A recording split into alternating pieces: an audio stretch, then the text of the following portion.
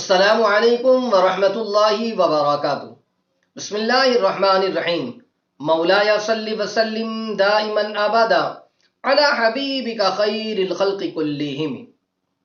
ناظرین محترم، جس شخص کو شہوت زیادہ ہو اور نفسانی خواہشات کی وجہ سے وہ پریشان ہے، اب وہ یہ چاہتا ہے کہ نفسانی خواہشات پر کنٹرول رہے، راہ راست پر وہ رہے، تو آئیے آج اسی کے حوالے سے ایک وظیفہ ذکر کیا جائے گا۔ اگر کوئی اس وظیفے کو پڑھے انشاءاللہ العظیم وہ راہ راست پر رہے گا اور نفسانی خواہشات کنٹرول میں بھی رہے گی۔ آئیے وظیفہ اور اس کا طریقہ عرض کروں۔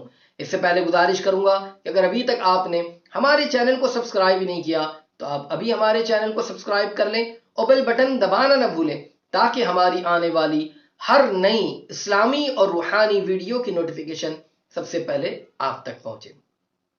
نیکیوں کی طرف دل مائل ہو، اچھائیوں کی طرف دل لگے، گناہوں سے نفرت کے حوالے سے اور بھی وظائف ذکر کیے گئے ہیں، آئی بٹن پر کلک کر کے آپ ان کو بھی سماعت کر لیں، وظیفے ملائے اور اس کی برکتوں سے بھی مالا مال ہو۔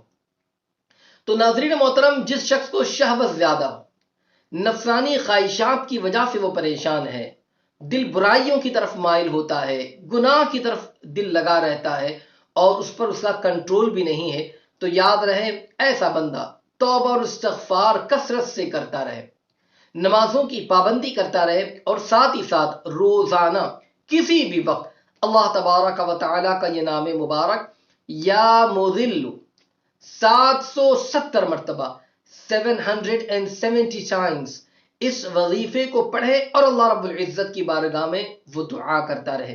انشاءاللہ اس وظیفے کی برکت سے انشاءاللہ جو ہے نفسانی خواہشات کنٹرول میں رہے گی اور وہ بندہ راہ راست پر رہے گا۔